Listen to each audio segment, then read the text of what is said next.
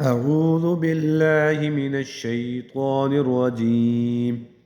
بسم الله الرحمن الرحيم.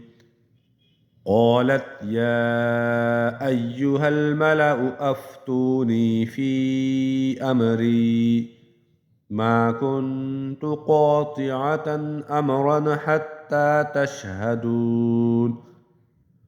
قالوا نحن أولو قوة وأولو بأس شديد والأمر إليك فانظري ماذا تأمرين. قالت إن الملوك إذا دخلوا قرية أفسدوها وجعلوا أعزة أهلها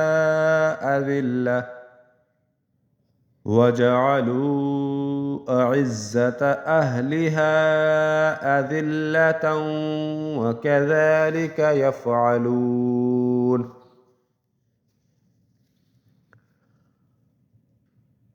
وإني مرسلة إليهم بهدية فناظرة بما يرجع المرسلون.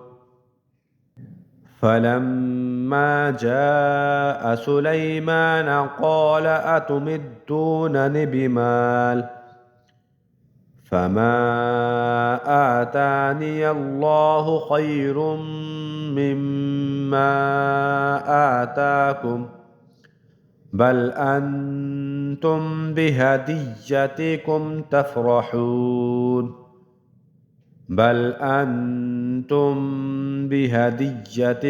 تفرحون. ارجع إليهم فلنأتينهم بجنود لا قبل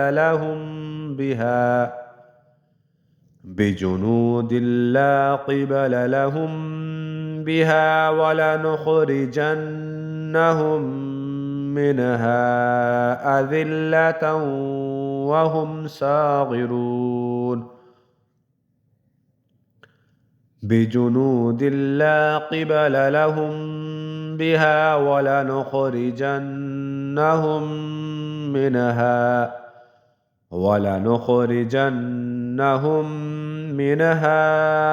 أذلة وهم صاغرون. قال يا أيها الملأ أيكم يأتيني بعرشها قبل أن يأتوني مسلمين.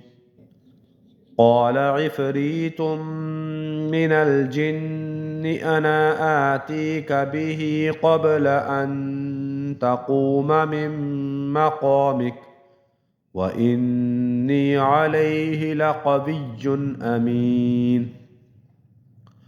قال الذي عنده علم من الكتاب أنا آتيك به قبل أن يرتد إليك طرفك فلما رآه مستقرا عنده قال هذا من فضل ربي ليبلوني أأشكر أم أكفر ومن شكر فإنما يشكر لنفسه ومن كفر فإن ربي غني كريم. قال نكروا لها عرشها ننظر أتهتدي أم تكون من الذين لا يهتدون. فلما جاءت قيل أهكذا عرشك قالت كأنه هو وأوتينا العلم من قبلها وكنا مسلمين.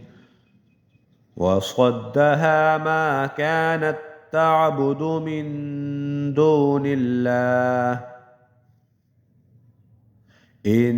إنها كانت من قوم كافرين. قيل لها ادخل الصرح فلما رأته حسبته لجة وكشفت عن ساقيها قال إنه صرح ممرد من قوارير. قالت رب إني ظلمت نفسي وأسلمت مع سليمان لله رب العالمين. صدق الله العظيم.